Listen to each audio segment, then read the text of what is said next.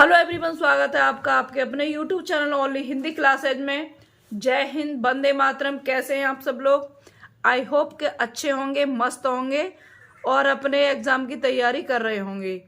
तो फ्रेंड्स, जैसा कि आप सभी लोगों को पता है, अभी आपका एग्जाम होने वाला है ना। तो क्यों ना इसके लिए हम बेहतर तैयारी करें। तो आज का जो हमारा विषय रहेगा वो रहेगा छंद। छंद में मैं आपको मात्राएं बताऊंगी कि मात्राओं को कैसे काउंट किया जाता है, ठीक है। और बहुत पूरे प्रोसेस से बताऊंगी, है ना, कि किस तरह से गिना जाता है इनको। तो ये मैंने बहुत अच्छे से अपने हाथों से तैयार किए हुए हैं, ठीक है। पहले तो आप यहाँ छंद समझ लीजिए।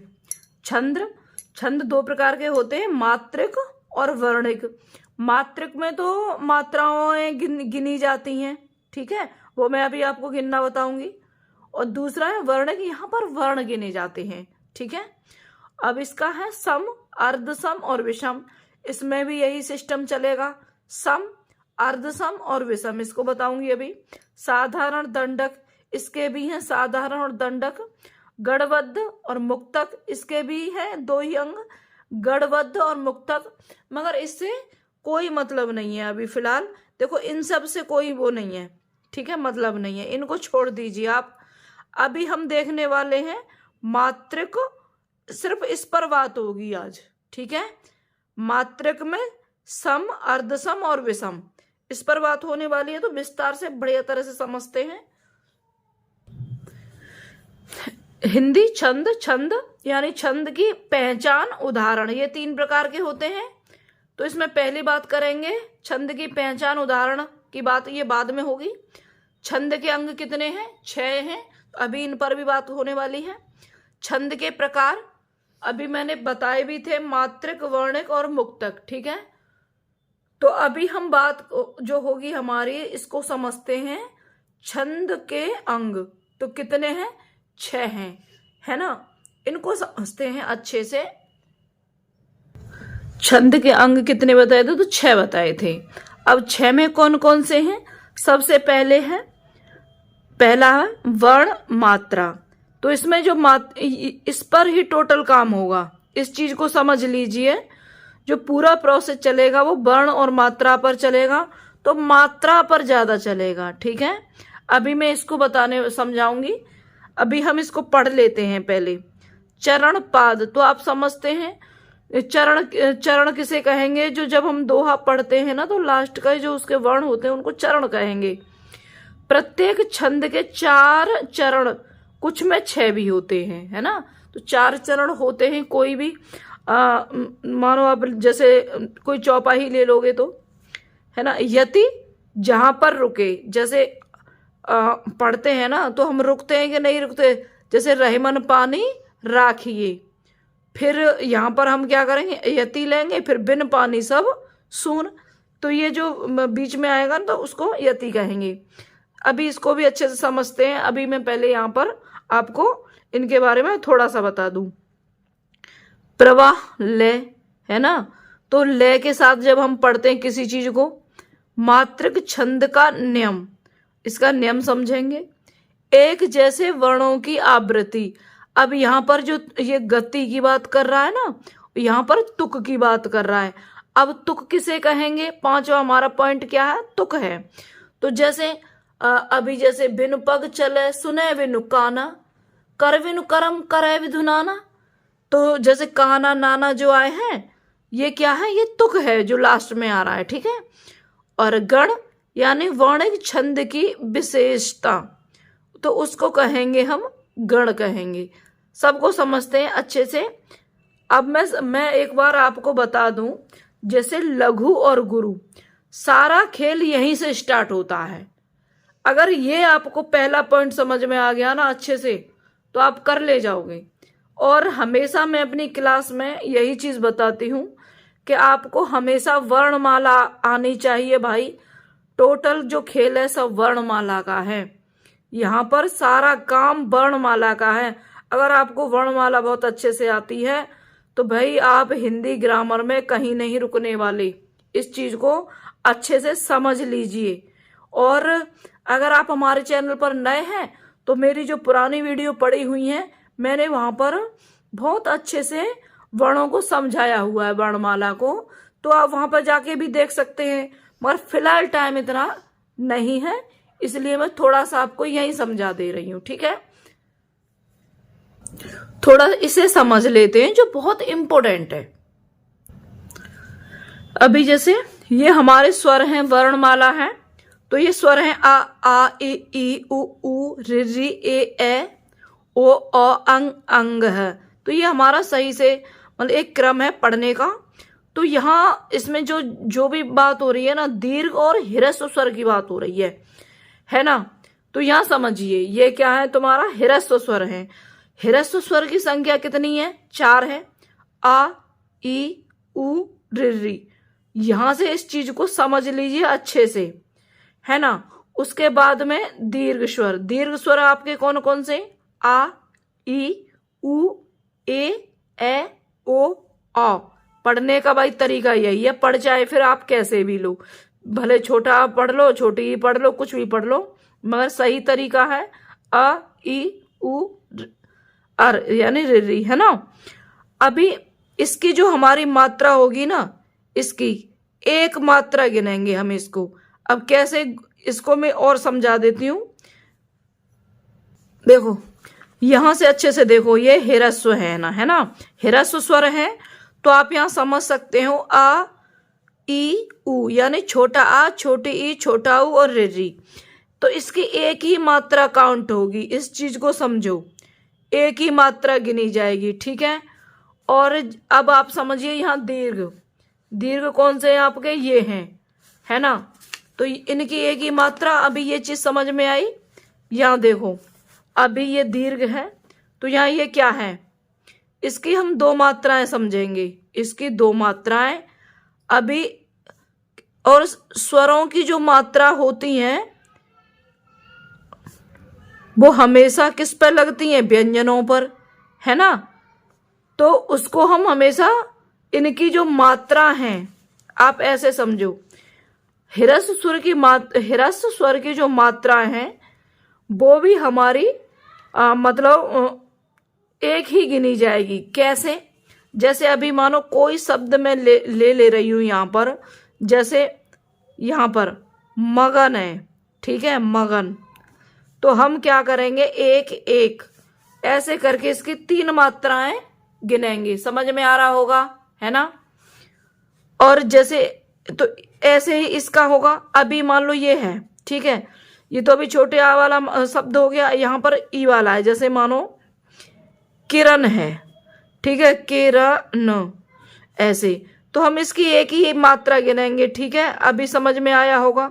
अभी जैसे यहां पर कोई शब्द है, जैसे मानो कुल, तो हम इसकी एक ही मात्रा गिनेंगे यहां पर। अब जैसे कृपा है, ऐसे समझो, कृपा, तो हम इसकी क्या है, एक ही मात्रा गिनेंगे। और यहाँ दीर्घ है यानी आ की मात्रा आ रही है खड़ी पाए, तो यहाँ हम क्या समझेंगे, इसकी 2 मात्राएं। ठीक है, एस जैसा ये आकार होता है इसका। समझ में अब आया होगा अच्छे से।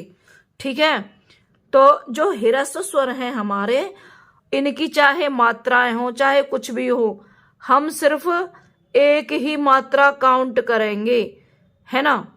तो ये समझ में आया होगा अब अच्छे से। और यहाँ दीर्घ स्वर है, जैसे मानो अभी मैं एक शब्द लिख दूं पापा, यहाँ सॉरी दिखाई नहीं दे रहा। अभी मैं एक शब्द लिख दूं पापा, तो यहाँ पर क्या है, इसकी 2 मात्राएं इस तरह से काउंट होंगी, है ना। अब जैसे कोई शब्द लिख दूं मीठी, तो यहाँ पर क्या होगा, ये मतलब 2 मात्राएं ही इसकी काउंट होंगी, ऐसे। तो अभी आपकी समझ में आया होगा अच्छे से, है ना। और भी कुछ इंपॉर्टेंट बात है जो देखो मैं अभी आपको बताने वाली हूं, समझिए इसको भी बहुत अच्छे से। कि जैसे अभी मानो कोई शब्द है, ठीक है, अब ये क्या है, त्वचा है, ऐसे समझो, त्वचा, त्वचा, ठीक है। तो यहां पर भाई क्या होगा, इसकी सिर्फ एक मात्रा काउंट होगी, अभी ये काउंट ना होगा, ता जो है यहाँ ये ना होगा, और ये इसकी ये यहाँ पे 2, तो ऐसे कुल मिला के कितनी 3 मात्राएं काउंट होंगी। अब समझिए दूसरा, ये तो एक तरीका। दूसरा जो इम्पोर्टेंट है, हल्के में न लें, तत्व। भाई बहुत अच्छे से समझा रही हूं, अगर आप एक बार इसे अच्छे से समझ लोगे ना, कब और एक बार या 2 बार इस वीडियो को देख लोगे ना, तो ये कभी भी आपके दिमाग से नहीं निकलेगी। मैंने बहुत मेहनत की है आपको समझाने के लिए। अभी देखो ये क्या है, तत्व। अब यहाँ इस पहले तो इस ता पर महत्व तो नहीं था, मगर जब ये इस पर यहाँ ता लग गया ना, तो अभी ये क्या हो गया, ये वाला ता है ना, इसका इस पे असर पड़ गया, ऐसे समझ लो। और ये अपने आप को गुरु समझ लेगा यहाँ से, तत्व, इसकी एक ही काउंट होगी। ठीक है, आई बात समझ में कि नहीं आई? इतनी बात समझ में आनी चाहिए, दोबारा देख लीजिएगा।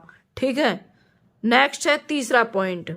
ठीक है, अब क्या है, अभी आपके दिमाग में आएगा या नहीं आएगा, मगर मैं फिर भी बता रही। कोई शब्द है, मान लो ऐसे समझ लो आस्तीन है, आस्तीन समझ लिए, है ना। तो अभी क्या हुआ कि अभी तो यहाँ पर इसका जो इधर भी इस पर चढ़ गया, तो ये गुरु हो गया इधर। मगर भाई इधर भी गुरु है और इधर भी गुरु है, तो क्या होगा, जब गुरु होगा तो 3 मात्रा तो काउंट ना होने वाली। ठीक है, समझ में आ रही है? तो हम इसको गुरु ही कहेंगे और यहाँ इसे गुरु ही कहेंगे, है ना। चाहे इसका चाहे इसमें असर इसका, अब यहाँ बेशक ये है ना, मगर ये यहाँ फिर भी ना गिनी जा रही, ना ही अलग से गिनी जा रही। ठीक है, और इसकी 5 मात्रा ही काउंट होंगी, 2 2 और 1 5। ठीक है, इतनी बात समझ में आई। चलते हैं अपने कंटेंट पर। ह्रस्व और दीर्घ स्वर आपको समझ में आए होंगे, है ना। अभी ये हो गए हमारे ह्रस्व और दीर्घ स्वर। और भाई साहब प्लुत स्वर, ओइम, है ना, ये इस तरह से जब हम किसी को आवाज लगाते हैं तो तब बोलते हैं सोनू, है ना, इस तरह से। तो लघु और गुरु आपके समझ में आया होगा, और सब कुछ इसी पे चलेगा। इस चीज को अच्छे से समझ लो, है ना। लघु और गुरु अभी मैंने आपको बता दिया, लघु और गुरु, और जो इससे संबंधित जानकारी थी वो मैंने आपको बता दी है। ठीक है, अब हम देखते हैं यहाँ पर छंद का उदाहरण, मात्राएं गिनना। अब मात्राएं गिनना मैं यहाँ पर बताने वाली हूँ, तथा वर्ण गिनना। अभी जो वाणिक छंद के बारे में बात हो रही थी ना, है, तो देखो मैं यहाँ आपको बहुत अच्छे से बताने वाली हूँ, ये आप समझ लो अच्छे से। वैसे मैंने अभी मात्राएं गिनना और मात्राएं कैसे लगाते हैं उसके बारे में बता दिया है ना। और यहाँ पर फिर भी मैं एक बार आपको बता दे रही हूँ, जैसे अभी ये क्या है, जाति न पूछो साधु की, पूछ लीजिए ज्ञान, मोल करो तलवार का, पड़ा रहने दो म्यान। मोल करो तलवार का, तलवार लिखा है, तलवार का है वैसे, है ना। हिंदी में ऐसे ही शब्द आते हैं। जाति न पूछो साधु की, पूछ लीजिए ज्ञान। तो यहाँ पर अगर आप जैसे वर्ण की बात कह रहा है ना, वाणिक छंद, तो एक तो मात्रक है, फिर वाणिक है, और एक मुक्तक है। देखो मुक्तक छंद के बारे में अभी खैर मैं बताऊं, चलो पहले इसी को समझ लो। वाणिक छंद में हम वर्णों को गिनेंगे। किसको गिनेंगे?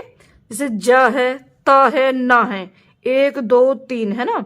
पा पतंग है, छा है, सा है, धा है, मात्रा नहीं गिननी है। ठीक है, का है, पा है, छा है, ला है, जा है, ए है, ज्ञ है, न है।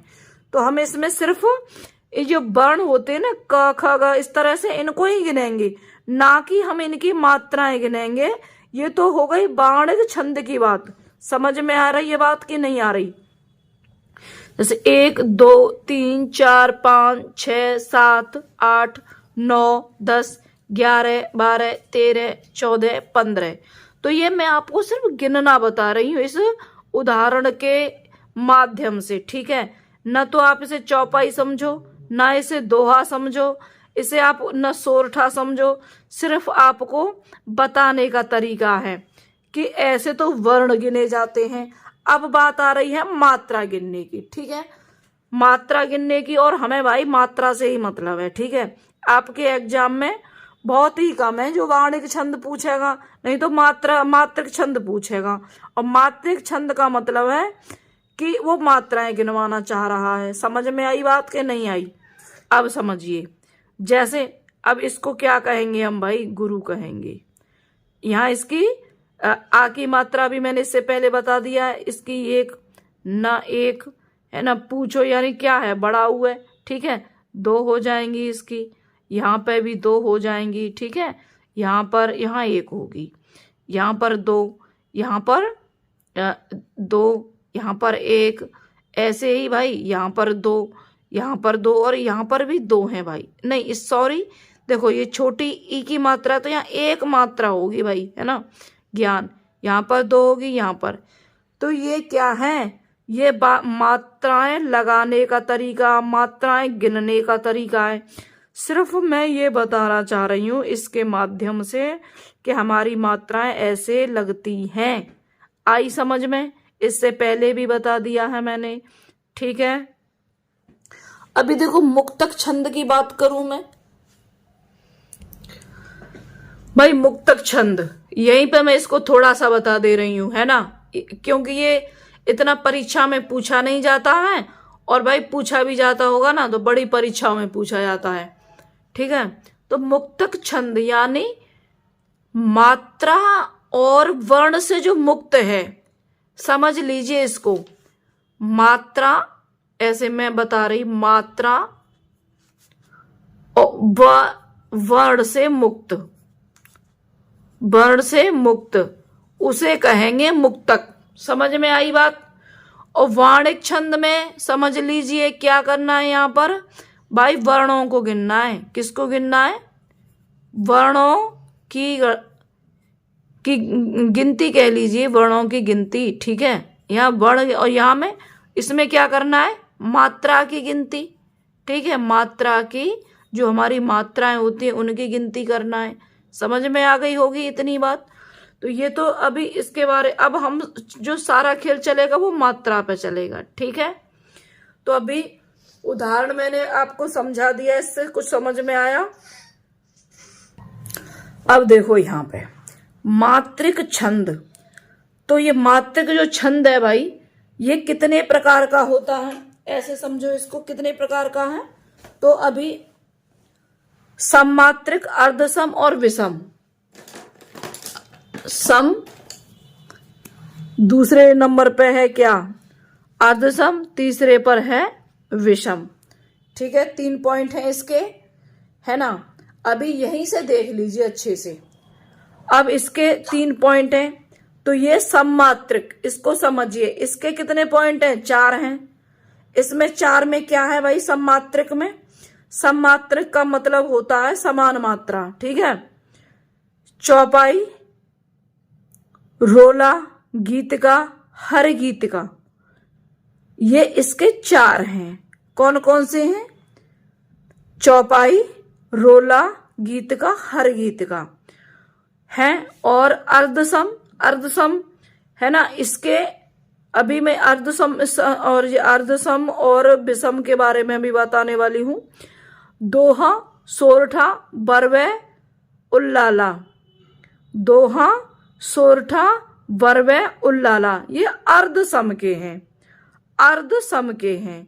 कैसे हैं इसको मैं दोहा जब मैं पढ़ूंगी ना तब बताऊंगी कि अर्धसम किसे कहते हैं, है ना, और सम किसे कहते हैं। वैसे मैं बता दूं, अब सम जैसे जो इसके, चलो खैर मैं उसी में बताती हूँ। विषम, इसमें कुंडलिया और छप्पे। विषम में क्या है? 2 हैं, कुंडलिया और छप्पे, ठीक है।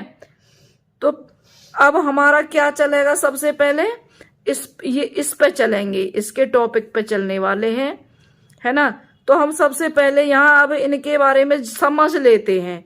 चौपाई के बारे में समझते हैं, रोला, गीतिका और हर गीतिका, ठीक है।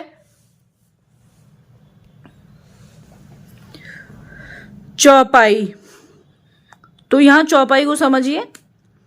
4 चरण, चौपाई के कितने चरण होते हैं? 4 चरण। प्रत्येक चरण में 16-16 मात्रा। और भाई मात्र एक चौपाई ही ऐसा है जिसमें यति नहीं है, बाकी सब में है। ठीक है, अभी क्वेश्चन आ जाए कि भाई किस में यति नहीं होती है, तो आपको जवाब क्या देना है, चौपाई में यति नहीं है। ठीक है, तो अभी मैं देखो चौपाई बता रही हूं, इसकी चौपाई। चौपाई का मतलब है जिसके 4 पाए हों, चरण हों, तो उसको क्या कहेंगे भाई, चौपाई कहेंगे कि नहीं कहेंगे। तो चौपाई आपने रामायण वगैरह में पढ़ी होगी, अगर नहीं पढ़ी है तो अब पढ़ लो, है ना। ये है चौपाई। चौपाई क्या है, चौपाई है, ऐसे समझो। उदाहरण के लिए भाई मैंने रख रखा है इसको, बिनु पग चले सुने बिनु काना, कर बिनु कर्म करे विधि नाना, तनु दिन परस नयन बिनु देखा, बिना नयनों के देख रहा, गह घ्राण बिनु बास वावर असेखा। ठीक है, तो यहाँ पर हमें क्या करना है, हमें इससे कोई मतलब नहीं है इसका अर्थ क्या है, फिलहाल हमको क्या करना है, सिर्फ इसकी चौपाई है। और देखो अभी उसने क्या बोला है, यति नहीं, तो यहाँ पर कहीं पर कोई बीच में कोई कॉमा वगैरह नजर आ रहा है नहीं ना, और इसको भाई पूरा ही पढ़ना है। बिन पग चले सुने बिनु काना कहीं है नहीं, पूरा ही विराम हो रहा है पूरी पंक्ति पर। तो हम इसके मात्रा, इसमें कितनी मात्राएं बताई हैं, 16।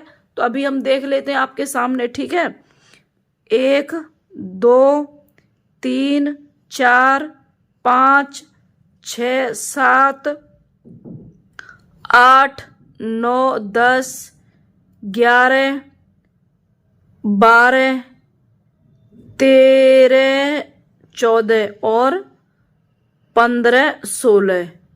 अभी देख लीजिए, 1 2 3 4 5 6 7 8 9 10 11 12 13 14 15 16। भाई जैसे मैंने बताया था आपको कि जो 4 मैंने बोला था ना आपको, आ ई उ, है ना, और री, इनकी मात्राएं तो काउंट नहीं होंगी भाई। तो ये इस पे क्या है, छोटी की मात्रा है तो ये काउंट नहीं है, इस पे छोटे की मात्रा है, काउंट नहीं है, हम इसको नहीं गिनेंगे, है ना। अब ये एक ही मात्रा, इसको गिनना है, इस पे नहीं गिनेंगे ना, ये चीज ध्यान रखने वाली बात है। इसको भी एक, तो कहने का मतलब एक ही एक मात्रा गिनेंगे। और यहाँ आ की मात्रा यानी ये दीर्घ स्वर है, तो हम क्या करेंगे, इनकी मात्राओं को गिनेंगे। तो चौपाई आपको समझ में आई होगी, है ना। तो हाँ, चरण अभी मैंने बोला था, चरण किसे कहते, तो भाई इनको ही तो चरण कहेंगे। और यति किस कहेंगे, देखो यही तो हमारे ये जो ठहराव होता है ना, इसको यति कहते हैं। और तुक किसे कहेंगे, जैसे काना, नाना, देखा, असेखा, इसको तुक कहेंगे। लास्ट में क्या आ रहा है, तुक आ रहा है। और आपने देखा होगा यहाँ कोई विराम चिन्ह नहीं है, इसको सीधा सीधा यहाँ तक पढ़ना है। तो आपको ये समझ में आया होगा। तो मैंने इन चारों में से सिर्फ चौपाई का ही उदाहरण लिया है, क्योंकि इतना टाइम नहीं है, आप अपने से कर लेना। ठीक है, अब है हमारा नेक्स्ट दूसरा पॉइंट है रोला। इसमें क्या है, 4 चरण, प्रत्येक चरण में 24 मात्राएं होती हैं, है ना। तो अब मात्राएं गिनना आपको आ गई हैं। ठीक है, 11 व 13 पर यति है। अब इसके लिए मैं बताऊंगी थोड़ा, है ना। 11 और 13 पे यति है, कैसे है इसको बताऊंगी। रोला, उठो उठो हे वीर आज तुम निंद्रा त्यागो। तो हम यहाँ रोला की मात्राएं काउंट कर लेते हैं, कितनी मात्राएं हैं। और जैसा उदाहरण में बोला है 11 13 पर, 11 13 पर यति। तो यहाँ पर देखो 1 2 1 2 2 2 1 2 1 1 1 1 और 2। अभी यहाँ पहले, मगर ये तो पहले से ही है ना, दीर्घ। अभी गिने 1 2 3 4 5 6 7 8 9 10 और 11। देखो 11 पर वो कह रहा है ना, 11 13 पे, तो यहाँ तो कितनी मात्राएं हो गई, 11 मात्राएं हो गई, है ना। 1 2 मतलब 3 4 5 6 7 8 9 10 11 12। एक मात्रा कहाँ छूटी है?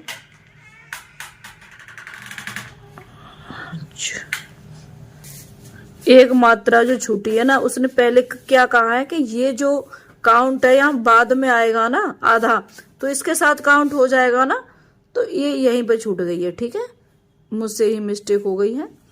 हैं तो अभी देख लो यहाँ पर 1 2 3 4 5 6 7 8 9 10 11 12 13। अभी कितनी मात्राएं हो गई इसके? तो 11 और 13 कितनी हो गई? 24 मात्राएं हो गई कि नहीं हो गई, है ना। तो अभी आपकी समझ में आया होगा कि नहीं आया है? रोला अब अच्छे से आपको समझ में आया होगा। नेक्स्ट चलते हैं गीत का। 4 चरण, प्रत्येक चरण में 26-26 मात्राएं। क्या कह रहा है गीत का आगे में? 4 चरण, और इसके प्रत्येक चरण में, चरण अब आपको समझ में आ गया चरण किसे कहते हैं। और प्रत्येक चरण में एक चरण हमारा कौन सा होगा? देखो, एक चरण ऐसे ये होगा, ठीक है, और एक चरण ये होगा, एक ये होगा, एक ये होगा, हैं ये चरण होंगे, ऐसे समझो इसको। ठीक है, कोई भी पॉइंट छूटना नहीं चाहिए, है ना। गीत का अभी मैं इसका उदाहरण नहीं ले रही, आप अपने आप से कर लीजिए क्योंकि वीडियो बहुत बड़ा हो जाएगा। 26-26 मात्रा और 14 व 12 पर यति है। 14 और 12 पर क्या है? यति है। अभी देखिए हर गीत का 4 चरण, कितने? 4 चरण, प्रत्येक चरण में 28-28 मात्रा, 16 व 12 पर यति है। अभी आप कर ले जाओगे, ठीक है, इतनी मुझे उम्मीद है। अब ये इसके देखो ट्रिक है ना। ट्रिक है 4 गीत हर के, ये याद रखने के लिए है। 4 गीत यानी चौपाई हो गई, है ना। 4 गीत और चौपाई रोला गीत का हर के। 4 गीत किसके? हर के। तो ये आपको याद हो जाएंगे बहुत अच्छे से। तो इसके सममात्रिक जो छंद है, इसके कितने चरण हैं? तो भाई 4 चरण हैं, और 4 चरणों में पहला चौपाई है, रोला है, गीत का है, हर गीत का है। भाई देखो एक बार में तो समझ में, अगर आपको थोड़ा बहुत आता है तो आएगा समझ में। अगर आपको नहीं आता है ना, तो एक बार में तो समझ में, भाई मेरे भी नहीं आया था, ठीक है, मैंने भी कई बार इसको पढ़ा है। और कोई भी ले लीजिए आप, दोहा ले लो, अलंकार ले लो, छंद ले लो, कुछ भी ले लो, जब तक आप अच्छे से 1-2 बार प्रैक्टिस नहीं करेंगे, है ना, और लिखेंगे नहीं, इम्पोर्टेंट है भैया, चाहो तो लिख लेना, बाकी आपकी मर्जी। ठीक है, तो अभी हमारा क्या हो गया? कंप्लीट सममात्रिक हो गया। ठीक है, अब हम चलने वाले हैं किस पर? अर्ध सममात्रिक की ओर चलने वाले हैं, तो उसे समझते हैं अच्छे से। अर्ध सममात्रिक, आधे चरणों में समान मात्रा। इसका क्या मतलब हो रहा है? दूसरा पॉइंट है ये, आधे चरणों में समान मात्रा तथा शेष चरणों में समान। अभी दोहा को ले लो, हम पहले दोहा पढ़ते हैं। जैसे 4 चरण विषम, 4 चरण विषम चरणों में 13, यानी 1-3 ऐसे समझो, और 13 मात्राएं होंगी। कितनी मात्राएं होंगी? इसके दोहा के 4 चरण होते हैं, समझ में आया। और मैं अभी आपको बताऊंगी कैसे इसे अच्छे से। अभी आपको 1-3 वाली बात समझ में नहीं आ रही होगी, है ना, और 2-4 वाली बात समझ में नहीं आ रही होगी, इसको मैं बताऊंगी अच्छे से। तो इसमें क्या कह रहा है? 13 मात्रा, सम चरणों में 2-4 यानी 11 मात्रा। तो अब मैं दोहा लेने वाली हूं, ठीक है, एक क्रम से समझते हैं। अब ये हमारा क्या है? दोहा है ना। मैंने इसे अलग से थोड़ा लिख के रखा है। तो अभी यहाँ पे मात्राएं लगाते हैं, 1 2 3 4, ठीक है। यहाँ पर तो दोनों दीर्घ हैं, 1 मात्रा है, और इधर भी क्या आएगी, एक मात्रा। अभी इसकी दो मात्राएं बताई थी, देखते हैं लगा करके, है ना। एक मात्रा, एक मात्रा, एक नहीं, दो मात्रा, दो मात्रा। तो ये क्या कह रहा है, दोहा का उदाहरण क्या कह रहा है, दोहा का। आपको चरण समझ में नहीं आ रहे थे ना, चरण बता दूं। देखो यहां से लेके यहां तक ये क्या है, एक चरण है। यहां से लेके यहां तक ये क्या है, दो चरण है। यहां से लेके यहां तक तीन चरण है। यहां से लेके ये चौथा चरण है। अब चरण वाली बात समझ में आ गई, है ना। तो वो क्या कह रहा है कि एक और तीन, क्या कह रहा है, एक और तीन। तो एक और तीन कौन सा है, ये दोनों है कि नहीं, ठीक है। और दो और चार, इन दोनों के बारे में बात कर रहा है। ये दोनों समान है, ये दोनों ऐसे। अभी देखें कैसे, अभी पहले मात्राएं काउंट करते हैं। तो पहले चरण में कितनी मात्राएं हैं, पहले चरण में कह रहा है 13, दूसरे में 11। तो हम पहले यहां देखेंगे कितनी मात्राएं, 1 2 3 4 5 6 7 8 9 10 11 12। एक मात्रा कहाँ रह गई, देखो यहीं पे मुझसे मिस्टेक हुई है, राखिए होगा, रखिए मैंने लिखा है, यहीं पर मिस्टेक मुझसे ही हो रही है भाई, राखिए। तो यहाँ क्या हो जाएगा, ये अभी आप ही के सामने सही किया है ना, यहाँ देखिए अच्छे से। तो अभी एक मात्रा बढ़ गई, तो ये क्या हो गया, यहाँ तक 13 मात्रा है, करके देख लीजिए, ठीक है। अभी इधर देखते हैं, 1 2 3 4 5 6 7 8 और इधर 11 करनी है, इधर 11, 1 2 3 4 5 6 7 8 9 10। एक मात्राएं फिर कहीं गुम है। अरे भाई इस पे आएगी ना, सुन सुन, अरे इस पे दो ही तो आएंगे, सुन थोड़ी है भाई, बड़े ऊ की मात्रा है ना। तो इस पे मैं ही मिस्टेक कर रही हूँ। तो अब यहां से समझ लीजिए इसको, है ना। 1 2 3 4 5 6 7 8, अरे 1 2 3 4 5 6 7 8 9 10 11। क्लियर हो गई ना, 11 मात्राएं। अभी समझ में आपको अच्छे से आ गया होगा, ठीक है। तो ये हमारा दोहा कंप्लीट हो गया, दोहे की समझ में आया, और चरण आपको समझ में आ गए होंगे जैसे उसने अपने परिभाषा में बोला है, ठीक है। नेक्स्ट क्या है, सोरठा। सोरठा, अब ये क्या कह रहा है, दोहे का उल्टा, अर्थात विषम चरणों 11, यानी इसमें क्या कह रहा है, विषम चरणों। पहले जैसे इसमें पहले चरण में कितनी मात्रा आई थी, 11, 11 13 का था ना, 11 13 का। अब इसमें क्या कह रहा है, 11 11 मात्रा सम चरणों में, यानी 13 13 मात्रा। तो अब आप इसे अपने आप से कर लीजिएगा, है ना। मैंने अभी आपको एक उदाहरण बता दिया। नेक्स्ट है बरवे। बरवे 4 चरण, इसके भी बरवे के कितने चरण हैं, 4 चरण हैं, है ना। विषम चरणों में 12 12 मात्रा और सम चरणों में 7 7 मात्रा। बरवे आप खुद कीजिएगा, है ना। जब आप स्वयं करेंगे तो अच्छे से कर पाएंगे।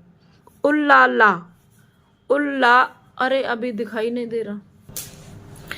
उल्लाला 4 चरण, 4 चरण विषम चरणों में, सम और विषम चरण अभी मैंने बता दिए, 15 15 मात्रा। सम चरणों में, सम चरणों में 13 13 मात्रा, ठीक है। तो ये उल्लाला, आप इसका उदाहरण अपने आप से कर लीजिएगा, ठीक है। नेक्स्ट है, अब हमारा तीसरा है, जैसे अभी देखो मैंने पढ़ाया सम और अर्धसम। अर्धसम में कौन कौन आएंगे हमारे, तो आपको पता है अर्धसम में दोहा सोरठा। देखो अर्धसम में दोहा सोरठा बरवे और उल्लाला, है ना, ये आएंगे अर्धसम में, ठीक है, जो कि परीक्षा में बार बार पूछे जाते हैं। दोहा सोरठा का उल्टा है, ये बात याद रहे, ठीक है। और दोहा और सोरठा ही पूछा जाता है। और भाई देखो और कौन पूछा जाता है, और चौपाई पूछी जाती है। तो चौपाई आप ऐसे चौपाई को तो ऐसे याद रख सकते हैं, जैसे चारपाई है, उसके चार पाए हैं, यानी है ना, उसके 4 पैर हैं, और प्रत्येक के कितने 4 चरण हैं उसके, मतलब ऐसे समझो, है ना। तो 4 चौक 16, तो चौपाई में कितनी मात्राएं होती हैं, अगर मात्रा पूछ लेता है तो 16। और जब दोहे की बात करेगा तो कितनी मात्राएं हैं दोहे में, 13 11, ठीक है, 13 11। और सोरठा, इसका आप उल्टा कर दीजिए, 11 13 कर दीजिए, तो सोरठा समझ में आ गया। और भाई बरबे और उल्लाला, इसमें से हो सकता है पूछ ले, है ना, पढ़ने में क्या जाता है, आना तो चाहिए। अब आप काटना छोड़ दीजिए, फिर वहां से काटना स्टार्ट कर दो कि भाई अगर मानो उसने जैसे दोहा ही मानो दिया है, अगर दोहा दिया है तो ठीक है, फिर अगर उसमें दोहा नहीं मिल रहा है, सोरठा नहीं मिल रहा है, तो फिर देखिए क्या कहाँ पर कौन सी मात्रा, थोड़ा बहुत तो याद रहेगा। उल्लाला में 4 चरण और विषम चरणों में 15 15 मात्रा, सम चरणों में 13 13 मात्रा। इसमें सबसे ही अलग है, उल्लाला में 15 15 की बात कर रहा है, ठीक है। अभी नेक्स्ट देखने वाले हैं कौन सा, विषम मात्रिक छंद। तो ये क्या कह रहा है, विषम मात्रिक छंद, चरणों में मात्राओं का कोई क्रम नहीं है। इस चीज को अच्छे से समझ लीजिए, चरणों में मात्राओं का कोई क्रम नहीं है। क्यों नहीं है, इसको भी देख लेते हैं, है ना। अब इसमें क्या है, पहला पॉइंट है कुंडलिया, कुंडलिया, है ना। अब कुंडलिया में क्या है, कुल 6 पंक्तियां हैं। कितनी पंक्तियां होती हैं कुंडलिया में, 6 पंक्तियां होती हैं। पहली 2 पंक्ति दोहा की हैं, समझ लीजिए अच्छे, है ना। इसने बहुत कुंडलिया ने बहुत अच्छा काम किया है। क्या किया इसने पहली तो 2 पंक्ति किससे ले ली है, पहली 2 पंक्ति ले ली है दोहा से, बहुत चालाक है ये, ठीक है। किसने 2 पंक्ति दोहा से ले ली है, और 2 पंक्ति किससे ले ली है इसने, रोला से ले ली है। यहां पर और बढ़िया से मैं बता दूं आपको, देखो यानी दोहा, जो दोहा से ली है ये तो अर्धसम है, समझिए, दोहा से ली है ये अर्धसम है। और रोला अभी आपने क्या पढ़ा था उसके बाद में, चौपाई के बाद में रोला पढ़ा था कि नहीं पढ़ा था, है ना। तो वो जो सममात्रक छंद है, तो इसने यानी अर्ध सममात्रक छंद से 2 पंक्तियां ले ली हैं और सममात्रक छंद से 2 पंक्तियां ले ली हैं। अब इसका खुद का तो कुछ नहीं है, ऐसे समझ लो, ठीक है। तो दोहा से अंतिम, यानी क्या कह रहा, नहीं, इसने 4 पंक्ति ली हैं, दोहा से कितनी ली है इस बात, रोला से अंतिम 4 पंक्ति किससे ली है इसने, रोला से ली है। समझ लो, थोड़ा मैं ही कंफ्यूज हूं, इसमें हो गई थी, अब नहीं है। 4 पंक्ति इसने रोला से ली है, समझ में आया। 2 तो इसने दोहा से ली है, 4 रोला से ली है, यानी सममात्रक है, इससे 4 ली है, अर्ध से 2 ली है। तो कुंडलिया समझ में आया होगा, ठीक है। उदाहरण आप अपने आप से करिएगा, ठीक है। नेक्स्ट क्या है, छप्पे, इसको भी समझ लीजिए। छप्पे जैसे कुल कितनी है इसमें, 6 पंक्तियां हैं, इसमें भी 6 थी और इसमें भी 6 हैं। ये विषम मात्रक की बात चल रही है, ठीक है। 6 पंक्तियां। अब इसमें क्या है, पहली 4 रोला से, भाई वाह, इसने पहली 4 किससे ली है, रोला से ली है।